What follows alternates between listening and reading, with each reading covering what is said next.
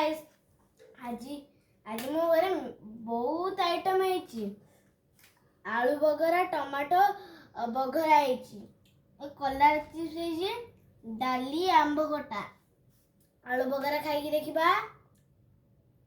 आलू बघरा बढ़िया है। कलर चिप्स खाइबा। आप केतबेले कलर चिप्स खाई देख खाइबे बढ़िया लगे। वाह कलर चिप्स तो बढ़िया लगे। भात भात डाली गुड़े खाइबा।